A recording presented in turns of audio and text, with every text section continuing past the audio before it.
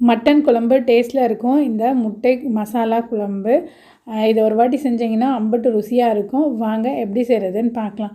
First ஒரு குக்கரில் 4லேருந்து 5 table spoon எண்ணெய் ஊற்றிக்கலாம்.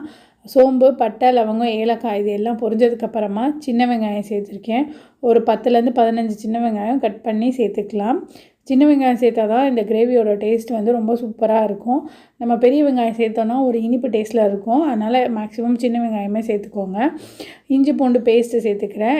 இது எல்லாம் வந்து நல்லா ஓரளவுக்கு வதங்கட்டும். வதங்கினதுக்கப்புறமா 2 தக்காளி கட் பண்ணி இதோடு சேர்த்துக்கலாம். தக்காளி வந்து ஒரு 2 நிமிஷம் வதக்கி வெந்ததுக்கப்புறமா கொஞ்சமாக மஞ்சப்பொடி, குழம்பு மிளகாப்பொடி, எங்கள் வீட்டு குழம்பு மிளகாப்பொடி காரம் கம்மியாக இருக்கனால வெறும் மிளகாய் தூள் அது காரத்துக்கு கொஞ்சம் ஒரு 1/2 டேபிள் ஸ்பூன் சேர்த்துக்கிறேன். கொஞ்சமாக மட்டன் மசாலா 1 டேபிள் ஸ்பூன். இதை சேர்த்தோன்னா தான் அந்த குழம்பு வந்து அந்த மட்டன் கிரேவி டேஸ்ட்டில் இருக்கும். இது வந்து 1லேருந்து 1.5 டேபிள் ஸ்பூன் அளவுக்கு சேர்த்துட்டு இந்த எண்ணெயிலேயே ஒரு 2 நிமிஷம் வதக்குறேன். அப்போ தான் அந்த மசாலாவோட பச்சை வாசனை எண்ணெயில் வதங்கும் போது போயிடும். இப்போது கொஞ்சமாக தண்ணி ஊற்றிட்டு இந்த தக்காளி வெங்காயம்லாம் ஒரு 2 நிமிஷம் தான் நம்ம வதக்கியிருக்கோம். அதனால் இதை வந்து குக்கரை மூடி போட்டு ஒரு 2 விசில் வச்சோன்னா நல்லா சூப்பராக மைய வெந்துடும்.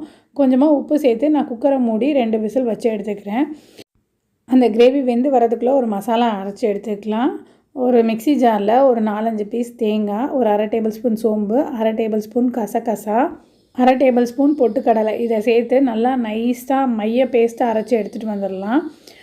நான் வந்து ஒரு 6 முட்டை வேக வச்சுருக்கேன். அதை வந்து லைட்டாக பின்னாடி மட்டும் ஒரு கட் பண்ணி விட்டுக்கிட்டோன்னா மசாலா உள்ளே இறங்கி நல்லா டேஸ்ட்டாக இருக்கும் முட்டை சாப்பிடும்போது. அதனால் நான் கட் பண்ணி எடுத்துக்கிறேன். இப்போது நம்மளோட மசாலா நல்லா வெந்து வந்திருக்கு.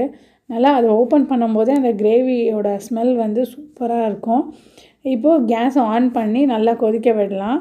மசாலாலாம் சேர்த்ததுக்கப்புறமா லேசாக வதக்குனதுக்கப்புறமா நம்ம குக்கரை மூடி கொதிக்க வச்சிட்டோம். அதனால் இன்னும் குக்கரை ஓப்பன் பண்ணி ஒரு 2 நிமிஷம் கொதிச்சிச்சுன்னா அந்த பச்சை வாசனை எல்லாம் நல்லா போயிடும். இப்போ நம்ம அரைச்சி வச்சுருக்க பேஸ்ட்டு உங்களுக்கு வாசனைக்கு எவ்வளோ தேவையோ அந்த அளவுக்கு கருவேப்பிலை சேர்த்துட்டு நல்லா கொதிக்க விடலாம். இந்த தேங்காய் இதெல்லாம் சேர்த்ததுக்கப்புறம் அதோட பச்சை வாசனை போகிறதுக்கு ஒரு 5 நிமிஷம் கொதிச்சா போதும்.